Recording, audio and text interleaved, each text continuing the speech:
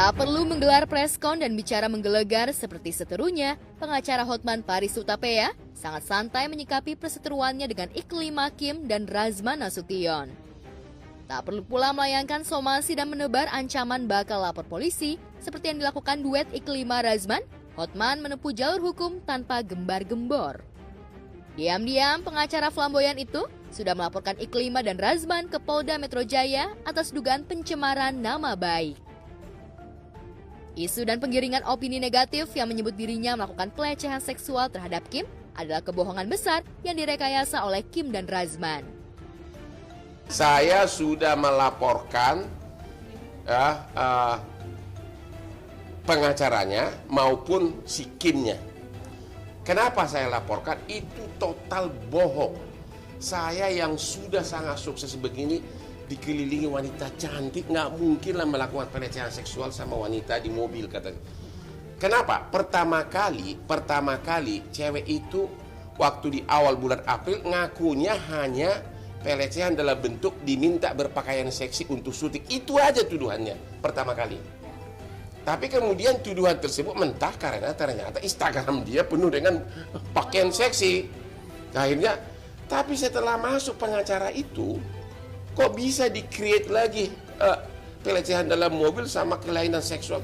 Gimana Hotman kelainan seksual? Gue normal banget gue kan. Sempat membantah tuduhan Kim lewat video yang diupload ke akun Instagramnya, Hotman akhirnya bicara di depan awak media. Setelah menerapkan jurus 3A, amati, analisa, dan action, Hotman merasa sudah saatnya ia beraksi di matras hukum. Seujung kuku pun ia tak gentar meski Kim dan Razman di-backing Ormas FBI alias Forum Batak Intelektual yang digawangi Leo Situmorang. Menurut Hotman, oknum Ormas yang mendukung Kim dan telah menjelek-jelekan namanya di media hiburan juga bakal dilaporkan ke polisi. Namun benarkah Hotman sudah dipanggil Deputi Kementerian Pemberdayaan Perempuan dan Perlindungan Anak terkait kasus pelecehan seksual yang diadukan Iklimah? Saya tidak menduga sampai separah ini apa yang dialami oleh Kim. Ancamannya ada. Seperti apa? Enggak, itu gitu. nggak bisa saya iniin ya. Ini apanya rasis, ngeri kali. Bukan hanya dia yang saya kejar. Seluruh orang yang membuat laporan polisi dan konferensi melulu dengan mengarang cerita akan saya sikat secara hukum. Itu ada itu namanya federasi apa tuh? Masa dia bilang dansa-dansa di Huling itu pornografi? Itu target saya kedua. Ya, kalau dia kan ngadu kemana-mana sampai ke kementerian. Kalau dia punya kasus, dia udah pasti lapor polisi. Dengan gaya pengacaranya yang rada-rada begitu, dia nggak lapor kan? Karena apa? Saya yakin dia sudah konsultasi, nggak ada kasus, nggak ada. Ya, kepalang murka, Hotman tak mau berdamai dengan Kim dan barisan pengacara yang mendukung mantan asprinya itu. Hotman tak terima dirinya seolah dituding menyerang Iklimah dengan kekuatan magis. Bagi Hotman, drama sakit aneh yang diumbar Iklimah hanyalah bagian dari rekayasa untuk menjatuhkan nama baiknya. Selama ini saya nggak pernah terlalu pusing kalau gosip. Saya kan selebriti udah biasa lah. Tapi kalau sudah kelewatan, saya akan kejar sampai dapat.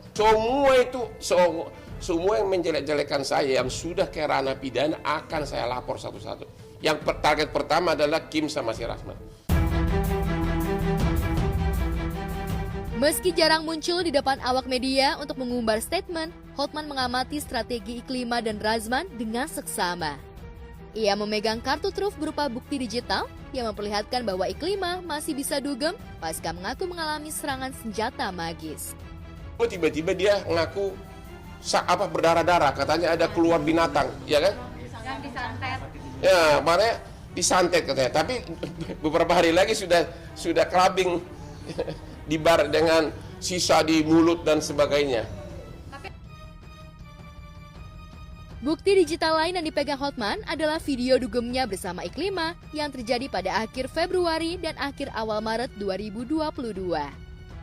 Jika Iklimah mengaku dilecehkan pada 22 Februari, sungguh tak masuk akal bila janda asal Sukabumi itu masih mau berdansa-dansi dengan orang yang telah melecehkannya. Pelecehan seksual pertengahan Februari. Dari mulai akhir Februari sampai Maret, aku dansa-dansa sama dia bukannya 1 jam, bisa 7 jam. Bahkan dia kalau dansa gini-gini, sorry maaf ya, Digini-gini gua, gawanya nih jangan lagi. Gini gua dipeluk-peluk dari belakang. Bisa 7 jam di Holy Wing. Ingat nggak waktu pertandingan tinju? Tanggal 27 Februari. Dia sama saya itu 7 jam. Kemudian di Holy Wing Dragon 6 jam. Peluk aja begini lagi ya. Yang paling fatal lagi waktu 10 Maret yang di daerah salju di mana? Trans TV yang di Bintaro. Itu udah dia tidak mengizinkan aspri lain mendekat. Ya, memang ada kecemburuan, dia selalu pegang gue begini, ini terus aja gue dipegang. Soal Razman yang sesumbar bakal mempermalukannya di meja hijau, Hotman menanggapinya dengan santai.